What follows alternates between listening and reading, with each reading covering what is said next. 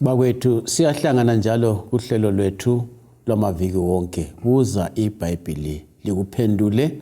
Ngithanda ubana ngilamukele lonke lapho elisizwa likhona. Ngikhamba labafundisi bethu ansuku zonke sihlala silamaviki wonke.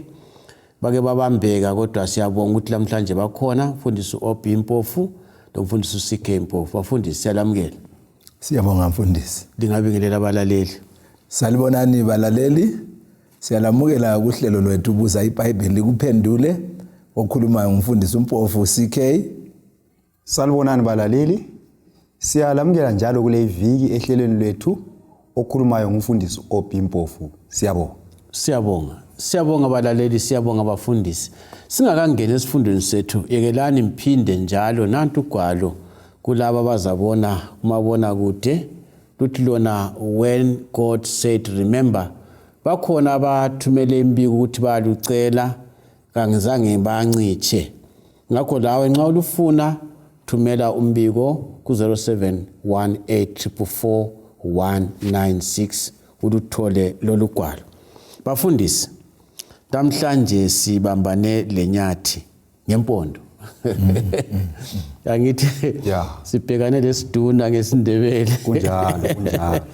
Yes, sikhangela ke balaleli siqhubekela phambili ngesifundo sethu esikhuluma ngendaba yeSabatha. Sikhangela kakhulu namhlanje izincwadi zikaPauli ezingani kazizisiseki. Siza kuzilandela sizilandise njobana kunjalo. Ngithemba ubana liza kuphathiseka nxa sixoxa lapha labafundisi. Bafundisi ake sikhangele nini indaba esike sayithinta ngoPauli lesizakhuluma ngaye.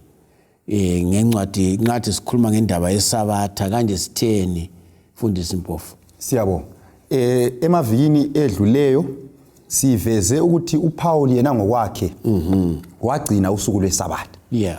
So ungakhangela umsebenzi chapter ngu17 iverse ngu1 usiya ku3 iyasitshela ukuthi uPauli njengokwejayela kwakhe ilibale engilithandayo lapha njengokwejwayela kwakhe. So uPauli okwangumkhuba wakhe kumbe ayejwayele ukukwenza ayesaziwa ngakho ukuthi wayekhonza ngeSabatha. So sithola ukuthi uPauli yena ngokwakhe kusukela ekuphendukeni kwakhe esamukela uJesu. Sikhumbula ukuthi uPauli wamukela uJesu waphenduka waba ngumKristu. So ebuKristwini bakhe kazange lahle ukugcina kweSabatha. Waligcina iSabatha kusukela ekuphendukeni kwakhe kwaze kwafika ekufeni kwakhe. So uPauli esikhuluma ngaye kuqhakathekile kakhulu ukuthi loba sesibala izincwadi zakhe sibe kwazi ukuthi yena usuku lweSabatha walugcina waze waya kufa ekhonza ngosuku lweSabatha. Siyabonga mfundisi Mpofu CK. UPetro uthini ngezincwadi zikaPauli njalo lokho kuyini esingakufunda singakangeni kuncwadi siza kuyikhangela namhlanje? Ngiyabonga mfundisi. Sizafunda lapha encwadini kaPetro wesibili isahluko sesithathu. Sikhangele amavesi amabili elika 15 lelika 16. IBhayibhili lithi lona lithi ukubekezela kwenkosi yethu kuyikusilisa. Njengalokhu lo mzalwane wethu othandekayo uPauli walilobela. Watsho njalo ngokuhlakanipha akuphiweyo. Utsho njalo lasencwadini zakhe zonke. Okukhona kuzo izinto ezilukhuni ukuzwakala. Ukuthi abangaziyo labangaqinanga bazihlanekele njengokwenza kwabo nakweminye imibhalo bazibhubhise ngakho. So uthini lapha umpostoli Petro mfundisi? Ngamanye amazwi uPetro nxa ekubeka lapha uyasivezela ukuthi incwadi zikaPauli nxa sizifunda kumele sizinanzelele. Ngoba zinengi izinto azilobileyo ikakhulu singakhangela incwadi zakhe ezinye wayezilobela amabandla njengomfundisi. Kusiya ngendingeko lenhlupho ezazikhona lawo mabandla. So nxa sizifunda incwadi zikaPauli kumele sinanzelele ukuthi kwakutheni njalo wayelobela obani ngasiphi isikhathi. Ngoba wayenezinto ayejonge ukuthi azilungisise kulawo mabandla. Ngenye indlela mfundisi ngabamba umlomo uPetro uyavuma ukuthi kwezinye izindawo kunzima kwabanye abantu ukuzwisisa isincwadi zikaPaul. Kunjalo mfundisi. Kwenza abazihlanekele bayezwe angakutshoyo. Kunjalo. Nxa sifuna ukuncedisa abantu ukuthi bakuzwe lokho uPaul akutshoyo singabancedisa njani? Siyabonga. Mhlawumbe kulento ezimbalwa okumele sizinanzelele. Owakuqala ungananzelela uzathola ukuthi incwadi njengokuthi incwadi ibhalwe ukuthi kwabaseRoma. Kuthi ukuthi abantu abayamukelayo eyayibhalwe kubo kuqala libandla laseRoma. Ukuthi kwathi kuzodwa kwabakobulawayo. Kunjalo. Abantu uyabona ukuthi abantu bakobulawayo labe Harare kumbe labanga umumo wokuphila wabo ngabuchiyene. Antu uyayibona indaba. So khona lokho kumele kuhle kusitshengise ukuthi kumele sinanzelele nxa sibala incwadi zikaPaul. So kulezinto ezimbalwa emfisa ngizithinte. Ungakuchasisa loba ngesilungu mfundisi. Abalaleli bazakuzwa ukuthi into okuthiwa yi-context. Yes. Ngesilungu. Sisike siqale khonapho. So nxa sifunda lezi ncwadi njengokuthi incwadi ithi kwabaseRoma kumele sikhangele okuthiwa yi-immediate situation ukuthi vele khona eRoma lapha ibandla lalihlutshwa kuyini. Kwesinye isikhathi abanye abantu babebhalele uPaul incwadi bembuza abesephendula ngokubalobela ini incwadi. So kumele sikhangele ukuthi babebuzeni kuyini okwakubahlupha, yikho okwakusenza ukuthi uPaul akhulume ngendlela anjani akhuluma ngayo. Njalo kwezinye isikhathi uPaul abafundi beBhayibheli bathi theology yakhe ayifundisayo kwesinye isikhathi kuthiwa yi-practical theology, ukuthi wayesithi angafika kulohlupho oluthile khonapho ahlaphendule lolo hlupho kube sokubhalwa kuleyo ncwadi. So incwadi enjalo nxa iaddress uhlupho olwalukhona ngaleso sikhathi singakayithathi thina sayichasisa, kumele siqale sizwisise ukuthi kwakulohlupho bani ngaleso sikhathi singakayilethi ezimpilweni zethu okuthiwa yi-application. Kasiqali ngokuyiletha ezimpilweni zethu singakabe kwazi ukuthi vele ekuqaliseni kwakuvele kutheni kuyini owakonakele. Okunye ngesikhiwa bakubiza bethi yi-occasion, ukuthi kuyini okwabangela isisusa esabangela ukuthi uPaul abhale leyo ncwadi. So kumele siqale sibe kwazi khonokho. Singaba kwazi khonokho kuzasenza ukuthi singaphica lezi ncwadi siziphendulele njengalokho okukhulunywa nguPetro, ngoba sesikwazi ukuthi okwazi ukuthi abhale athi kwakuthe eKorinte kwakunjani, eRoma kwakunjani. Akubamba umlomo mfundisi, semfuna singene endabeni. Singebo. Ufuna singene endabeni. Ngicela singene endabeni yethu eyiyo esiyendlalela lapha. Ngithemba abalaleli bakubambile elikuchasisa abafundisi. Kodwa ngicela singeneni esijini sendaba usibaleni incwadi yabaseRoma ngu14 sizabala amavesi amabili. Yemfuna ukuthi sihlale phezukwawo sigebhe khonapho. AbaseRoma ngu14 indima ka5 leka6.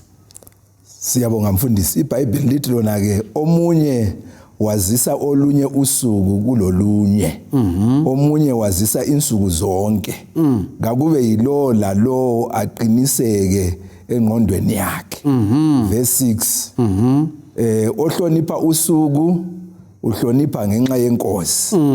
Odlayo udla ngenxa yenkosi. Ngoba ubonga uNkulunkulu, ongadliyo wenza njalo ebonga uNkulunkulu laye. So isiqede mfundisi. Nasi ke ingxabangxoza. Iqabuleni ohloniphayo olunye usuku angazifuna uqala mfundisi. Engcenye esingaqala sikwenze lapha ukuthi sifisa ukuthi sikhangele lokho uPaul angakutshoyo. Sibuyele kulokhara esithe na icontext, sikhangele umumo. Icontext ithi uyakhangela amavesi abuya phezulu la ngaphansi. Ukhangele ukuthi isahluko sonke sikhuluma ngani.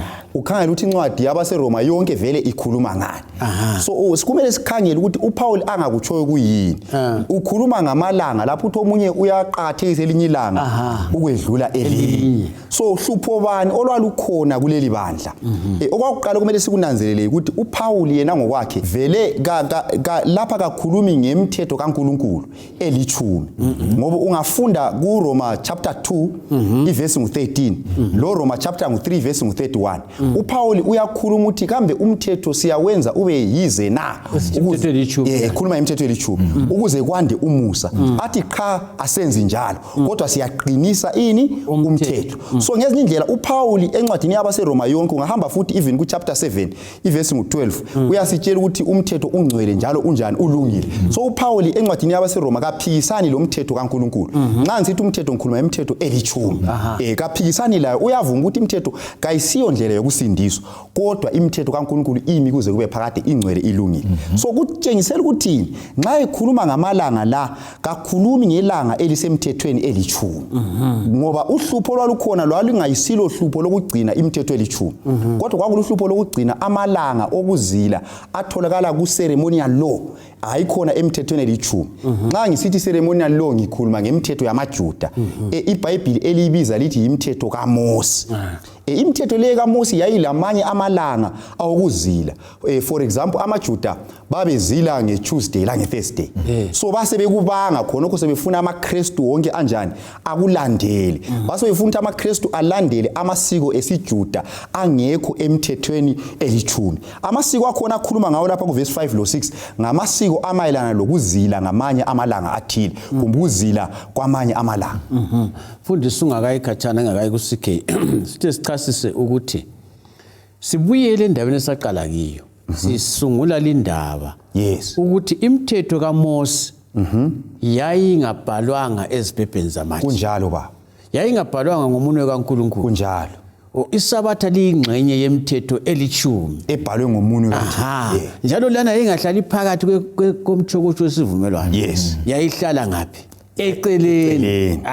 kunjalo mfundisi ke siyabonga mfundisi njengobana ke usukubeke kwacaca uDutheronomi uyakucacisa ikakhulu ukuze sibanike ivesi uDutheronomi ngu31 ivesi ngelika 26 iyatsho ukuthi leyo mthetho yayibekwe eceleni ngaphandle komtshokotsho wesivumelwano ngoba yayingasiyo le yayilotshwe ngomuno kabani kaNkuluNkulu so ke awuyiphinde mfundisi ngenzela ukuthi ngithi ukuchasisa nyakuzwa ngizothi abalaleli bakubambe kuhle ukwehlukanisa imithetho yomibili siyabonga ngoba inga kuthiwa imithetho bacabanga imithetho elithumi bahle bahlanganise ngithi nganga ukuphinda nje konke ukukhuluma siyabonga mfundisi kuzwakale kahle njengoba ke sisitsho imithetho elithumi eyayilotshwe ngomuno kaNkuluNkulu yayitholakala iphakathi komtshokotsho wesivumelwano ikanti le Deuteronomy 31 verse 26 ikanti le eminye imithetho le yayingeyemkhosi yayikhomba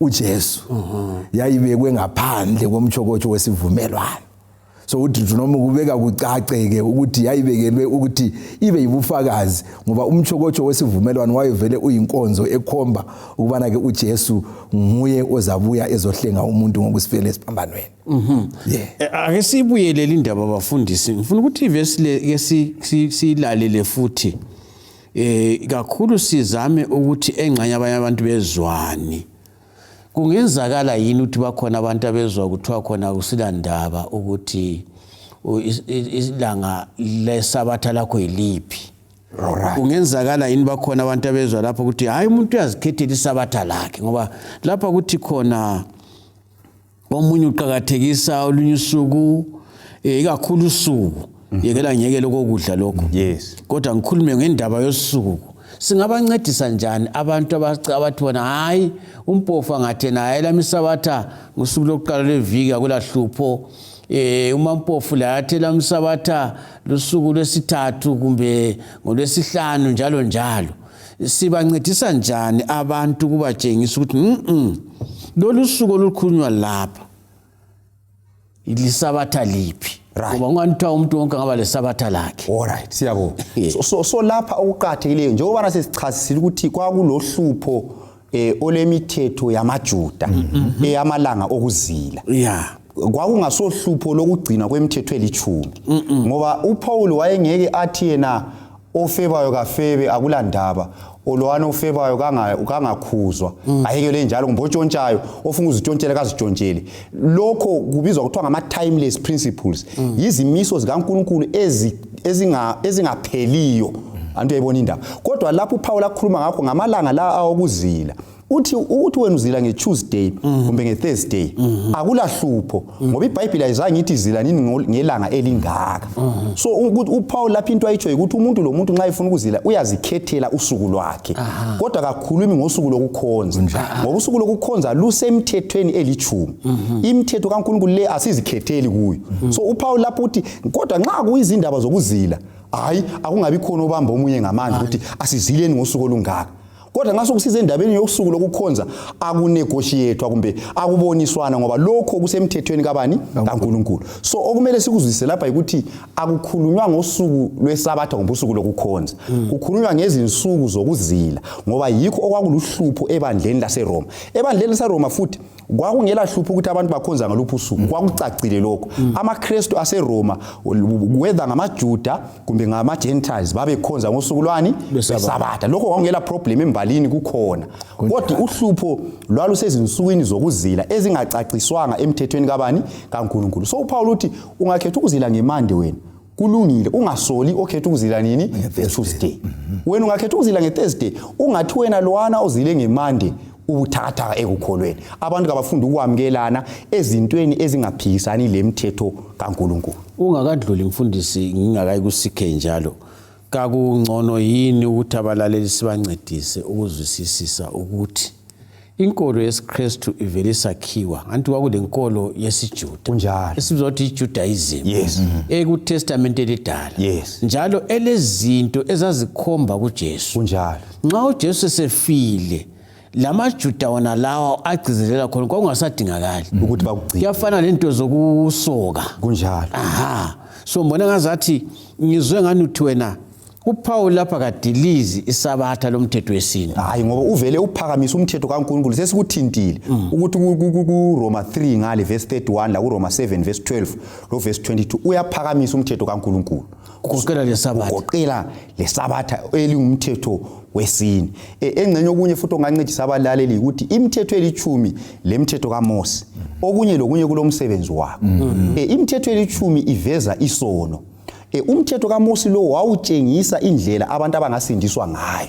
antu uyabona umuntu nxa esephambanisile esephula umthetho kaNkulunkulu kwakumele ayenze imihlatshelo yezinyamazana imihlatshelo yayisithi ukuthi nxa uphambanisa umthetho lo kaNkulunkulu kulo Jesu zabo yakufele ngelinye ilanga uJesu sebuyile okwama ukusebenza kayisiwo umthetho kaNkulunkulu ngoba lo umthetho vele uveza isono antu uyayibona indaba kodwa lo umthetho owawukhomba indlela yokusindiswa yiwo owamayo uJesu sesife esiphambanweni ngoba umsindisi wayesebuyile antu uyayibona indaba kodwa lo umthetho kaNkulunkulu lokhu uqhubeka ngoba uyaveza isono usise kuJesu ngumsindisi osindisa isonweni singancedisa yini ngakayi kusikhe abalaleli ngokuthi ngesilungu anti leyo ichoyo imithetho elithumi okuthiwa idecalogue yes okuthiwa imoral law kunjalo yesithi kayenzi njani kayiguquki hayi uJesu wakuveza futhi kuMateyu chapter 5 iverse ngu17 lo 18 lesahluko sonke intshumayelo yasentabeni wagcizelela wajulisa lo mthetho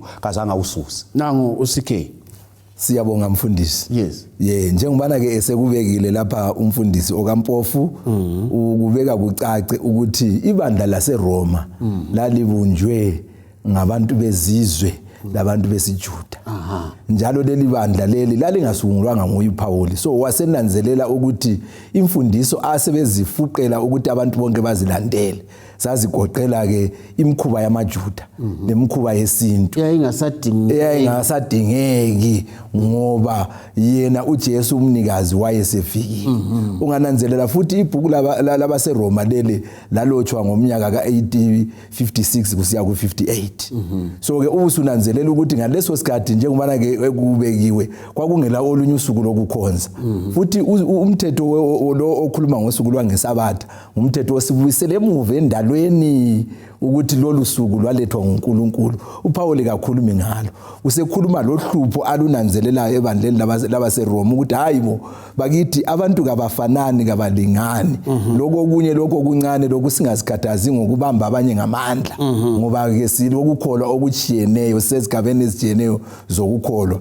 Lezi isithunzi siyafanana isithunzi sesihlahla kumbe isithunzi sami mfundisi siba one side. Ungasilandela isithunzi sami ufike lapho engikhona usubona mina So ke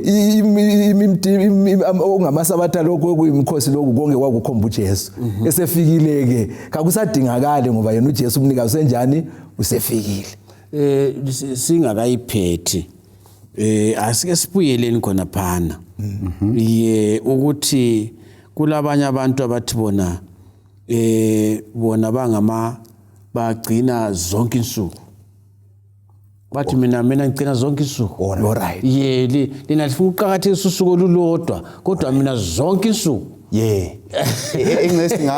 singabuyela futhi lapha ngabaqedisa njani abatsho njalo lapha okunye futhi singakugcizelela ukuthi uPauli lapha okwakuqala kakhulumi ngosuku lwesabatha ngoba usuku lwesabatha laba khona vele isono singakangeni antu ayibona indaba so kakhulumi ngalo vele ngoba lolu luvele lukhona lwafaka uNkulunkulu njalo ukugcina usuku lwesabatha akuthi ukuthi ngamanye amalanga ukhuleki hayi siyakhuleka nsuku zonke kodwa siyahamba siyelima emasimini siyakhuleka kodwa sihamba siyesebenza ngoba iBhayibheli lithe kumele sisebenze ngezinye insuku eziyisithupha kodwa ngosuku olulodwa olukhethwe liBhayibheli futhi engingazikhetheli lona mina ngiyaphumula ngibeke eceleni imisebenzi yami yonke ngikhonza ubani uNkulunkulu so ukukhonza ngosuku lwesabatha akuthi uthi ngumKristu ngesabatha kuphela hayi ukukhonza ngosuku lwesabatha ukuthi usuku lolu lukhethekile ngiyakhonza uNkulunkulu kodwa ngibamba imisebenzi yami ukanti kwezinye insuku eziyisithupha ngiyakhonza kodwa ngiyabamba imisebenzi kabani yami bafundisi angazi mfundisi sikhe khonapho bengifuna ukuletha umcabango ngisengizwile kodwa ngizama ukucabanga ngomuntu othi yena yena isabatha lakhe ngoba nxa ubala la kungani ukuthi nxa uverse 5 simbalileyo akubali indaba yokugcina khona uverse 5 ingxenye yokugcina khona bomfundisi 10 sesiye emaphethelweni uverse 5 uthi yena ke kakube yilo lalo aqiniseke engqondweni yakhe omunye uthena mina engqondweni yami ngiqinisekile ukuthi olwami lolo kodwa ke anjo olobayo lapha ngumpostoli Paul kwakutheni elobela obani ngoba singayenza njalo eBhayibhelini engikuthandayo ngamavesi mfundisi kakula vesi ezimela iyo yodwa ayasekelana ivesi ilabazawayo ilabafowabo ilabomalume ilabokhulu labogogo so ke ungabona ubala ivesi uyikhiphe izimele yodwa uzalahlekelwa ngumcabango oyiwo kodwa ke ungathi uyibalile ke njengoba ke sibekiwe lapho ukuthi icontext lapha umumo umpostoli Paul ayelobela kuwo ngabantu ababe khetha insuku zokuzila ukuzila phela ungakhetha ukuzila ekuseni udle emini kumbe ukhetha ukuzila ungadle ekuseni lamini udle ntambama so ke lokho kakubanjwa umuntu ngamandla futhi leBhayibheli kalisibekeli lokho yikho Paul ayekhuluma ngakho icontext yakhona akakhulumi ngosuku lokukhonza usuku lwangesabatha siyabonga mfundisi kodwa ngifuna sigqibe ngokuthi khona umuntu othena umzwa ngedwa wami mina ngiqinisekile ukuthi lolu yilo phakathi kwami kutsho njalo siyabonga simncedisa njani simncedisa ngokuthi indaba ekhulunywa nguPauli la ayisiyo ndaba emayelana lomthetho kaNkulunkulu kodwa nxa sesibuye emthethweni kaNkulunkulu kufana lo muntu ongathi mina angitshawala uvalo ngangitshontsha so akuyi ngokuthi uzwa njani enhlizweni kuya ngokuthi uNkulunkulu uthini kumbe uthi angitshawala uvalo ngathatha umfazi avela kunhluphi lokho amboni problem lapho akusayi nxa sesibuye emthethweni kaThixo elithumi akusayi ngokuthi ngizwa njani ngaphakathi so kusiya ngokuthi uNkulunkulu uthini ngoba lokho kucacisiwe ngesikhiwa kuleba lethi the 10 commandments are absolute akula negotiation lapho ngoba uThixo ukhulumile kumele alalele kodwa kwezinye izinto lezi eziku chapter 14 lapha amalanga okuzila hayi lapho ngazikhethela olufunayo kodwa kolokukhonza olusemthethweni kaNkulunkulu kumele ulandele olusemthethweni njalo mfundisi umzwa ngedwa ungawubulala ngokuphikisa uhlala uphikisa izikhathi zonke ugcina ubona into engayisiyo singani yiyo so ke usuku kalula lokukhonza lulani ngomzwa ngedwa lilakho ukuthi uNkulunkulu utheni bafundisi indaba iyachisa kodwa ke sichiye khona kubalaleli ugwalo lolu nditshelile ukuthi indaba ekhulunywa ngabafundisi la nansi ikhona ngiyakunika mahala asigqibeni ngokuthi ngamazi nje umzuzwana owodwa sithini umpostoli Paul uyasivezela lapha encwadini kaTimothi wesibili isahluko sesibili verse lika 15 ukubana ke abafundi beBhayibheli kumele sifunde kuhle ilizwi bese silabela abantu ngendlela eyiyo ngokulandela ukuthi umumo usithini Siyabonga. Opi. Ku chapter 14 akukhulunywa ngensuku zokukhonza, kukhulunywa ngensuku zokuzila ukudla. Nxa sidinga ukuthi sikhonza ngaluphi usuku sibuyela emthethweni elithumi, yikho lapho kucaciswe khona indaba yokukhonza. Nasi indaba balaleli kayikho yinye bafundisi siyabonga kakhulu ukuthi lisabele ngendaba enje. Sithemba siyakudibana kuvikela izayo njalo sixoxisana ngendaba ezimnandi. Inkosi lomusa ibelani, sidibane ngesikhathi esifananayo endaweni efananayo. Siyabonga.